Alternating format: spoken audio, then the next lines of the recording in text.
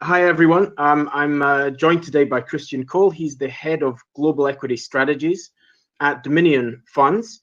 Christian, just remind, hi, you're in London, or where are you today? So today I'm in Madrid. So I'm currently living and working out of Madrid and London. So I'm working out of both. Nice. So today I'm in Madrid, which is very nice. The weather's much better here, I can assure you, than in London. But I work out of and I'm regularly in both cities. Super. So Christian is the head of global equity strategies at Dominion, and we're going to talk about one of Dominion's funds that we are particularly interested in. It's the e-commerce fund. So it's an interesting topic for many of us, both on a financial level and a personal level, I think. And it's an e-commerce fund. And I guess the first question, Christian, is there's an unlimited number of ETFs, mutual funds, various other structures that involve technology, and e-commerce it's specifically part of that. What's the main reasons why Dominion decided to launch an e-commerce fund and to run that, and the e-commerce fund with Dominion in particular? What are the main facets of that fund? Sure. Well, I think the primary reason why we launched the fund was that, and we'll get into the details of what the actual trend is that we're investing in, and the specifics of the investment strategy. But specifically, the reason why we launched the fund was because we didn't think that anyone else really offered an investment product to investors that invested in these specific or this specific basket of stocks and these specific trends. So importantly, and it's an important distinction that you bring up with respect to there being many technology funds and both active and passively managed in the space. The important thing to think about and to know about with respect to the Dominion e-commerce fund is that this is not just another technology fund. What we're talking about here with respect to e-commerce as well isn't just retail on the internet. What we're offering investors is a concentrated exposure to a very specific aspect of change in the world. It's what we call at Dominion global trends. So we have numerous funds at Dominion investing in different trends, and the e-commerce fund specifically is focused on the trend of the shift in activity in physical activity around the world, which has been happening over the past 20 years, into being digital activity. So what we've seen and have been seeing over the past 2 decades, and will continue to see over at least the next 50 years, arguably as a permanent change in how societies and economies operate, is we're seeing what traditionally has been human activity that's been face-to-face, so face-to-face retail, face-to-face business transactions, perhaps over the phone. We're seeing a once in the civilizational event, which is the shift of that activity into the digital sphere. So it's not just new technologies, for example. It's not just the manufacturers of phones or the manufacturers of computers or the cloud computing services that facilitate this. What we're seeing fundamentally is a once in a civilizational event, which is a shift of physical activity in the physical world into the digital world. And that takes to the change we're talking about here in terms of physical activity. That's traditionally always been physical, face-to-face activity, whether that's retail or business to business or other interactions within the economy. That process of moving into the digital sphere and being on the internet effectively, and those interactions being across networks on the internet, that takes many forms. And so we're not just talking about retail, although retail is an important market. It's a $3 trillion market globally on the internet and rising. It also takes a form of business to business transactions, which I mentioned is close to an $8 trillion market in terms of transactions, and that's also growing rapidly as well. But most importantly, it takes many other forms, right? So we're talking about digital media, we're talking about entertainment in the form of music streaming, digital video content streaming, and other forms in the future. Video games, for example, is a huge industry, and that's in the modern era being driven by networks online and the ability to stream or download the content rather than physically go and purchase it. So we're talking about many different avenues and industries. It's not just retail online, right?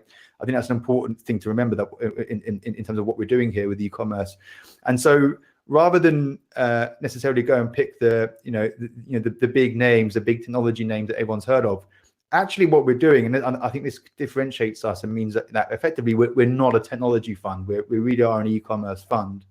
Is we really try and understand who owns the networks, right? So effectively all of this activity which is moving into the digital sphere and onto the online world, it has to go through networks effectively, right? And those networks can be in a form of network infrastructure, and they can be in a form of just kind of locations on the web, right? The example of Facebook is, Facebook is doesn't really own any technology, right? There's nothing unique that Facebook does in terms of its business model or technology. What it has is a network advantage, right? Which is virtually impossible for anyone to beat now, right? If you have enough activity going on your network, that itself is a very strong advantage. So around about the level you're looking at is around 60% market share, or 60% of the activity on a particular network. So in the case of Facebook, it's social media, and they have north of 60% of the activity. Once you move beyond that, that's an extremely strong barrier to entry for anyone else to ever take advantage of taking market share from you. And what we find is that not just in online retail, but across multiple different sectors. As I mentioned before, for example, digital entertainment in the form of downloadable content and streaming content. We hold Spotify in the music space. We see them as the global leader and the owner of the leading network in that space. In the space for streaming of video content, Netflix is the global leader. Again, that's that kind of magic 60% mark. They're north of that, and again, that's a formidable position to be in if in terms of kind of owning the network infrastructure that everyone's using to access this content, which again historically was face-to-face content, right? If you wanted to go and see a film, you had to go to a cinema and watch it, or go to a video store and buy the video, or rent the video. Now you can stream it to your home, or even to your mobile phone, if you or to a tablet if you're outside of your home. And that's all coming through one network, right? And Netflix owns that network, and you can map these same network economies across multiple sectors. And so I think the key thing and the key difference, therefore, in terms of what we're doing again, is not that we're not investing in the technology. And in fact, many of the companies and stocks that we own in the e-commerce fund actually don't have any specific advantage in the technology they provide, or don't necessarily own any technology, right? Yeah. So again, just to kind of reiterate the point that we're making here, is that this is really a fund that invests in the key networks which are driving the transformational change in the global economy to being a digital economy, and away from being a kind of a more physical face-to-face economy in terms of activity. And so these networks aren't just located in, as we mentioned before, in one space. They're across all of the different activities which are being digitized, and all of the different industries and activities. You can find these networks, and again, that's the critical thing in terms of what we're investing in. So a couple of examples here. Some of the obvious ones are in the spaces that many of your viewers may be aware of. Netflix, for example, as we mentioned, in the digital video content streaming space, Spotify in the digital music streaming space. But there are names like Global Payments, for example. PayPal is one that many may have heard of. Even some traditional companies like MasterCard and Visa, they all sit within the world of digital payments.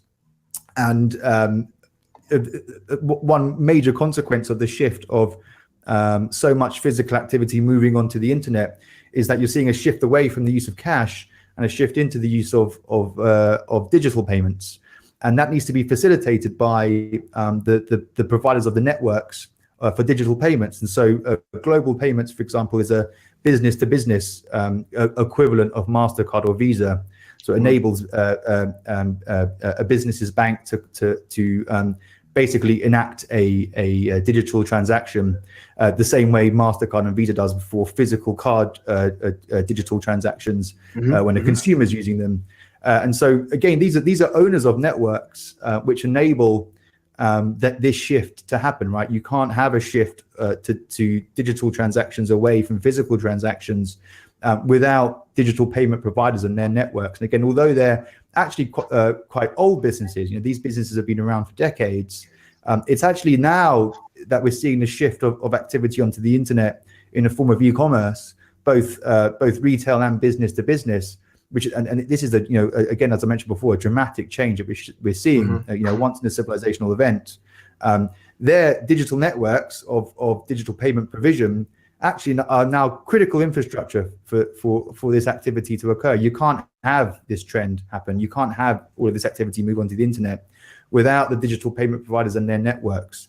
And so again, these are long-term investments for us in the e-commerce fund, which you might not find and they've been successful investments as well, which you may not find in your typical technology fund or your typical index tracker, which may instead have names like Apple, for example, or IBM, large market cap names, which traditionally people think of as technology names. But actually, if you look at, for example, Apple or IBM, they're actually low to no growth businesses now. They're typically, in the case of Apple, it's a hardware provider, it predominantly, phones, laptops, and whatnot. And they've actually gone into a period now of low and actually in their most recent results, negative growth. And you've seen a pretty significant drop in the past 6 months in their share price. And if you look at the IBM share price, you'll see something similar as well. I think that's a critical differentiator too in terms of what we're doing with the e-commerce fund. We're not just ticking all the boxes and investing in the kind of the big names in the tech space. We've gone a big step further. And again, linking it back to that network philosophy in terms of how we're investing. Apple doesn't really have the kind of network advantages of a Netflix or global payments in the digital payment space. And so again, that's really what we're looking for. And it's ownership of those networks, which allows you to just benefit from the long-term increase in activity on your network. And that's very profitable as well, right? So you think, all the incremental volume that's coming over your network, if you own that, it doesn't cost very much to maintain a network. That's why, Facebook, for example, is so profitable, is that once you've built the network and you've got it, the incremental volume that's coming over your network in terms of transactions, you just keep all of that as profit. It all goes to your bottom line. And as we mentioned before, that's a very defensible position as well. It's very difficult for anyone to ever build an equivalent network and convince people to move and shift to that network. That's why we haven't really seen a new player come into for example, the social media space in the form of Facebook. We saw Snapchat try, but they haven't really taken very much share at all. And in fact, if you look at Snapchat's share price, it hasn't been very good since IPO. It's gone down quite significantly. So again, kind of linking back to the networks thing is really the core of what we're doing. And I think that's particularly unique with respect to the e-commerce fund. We haven't seen anyone else, both either in the active or the passive field of investing, specifically invest in this trend itself.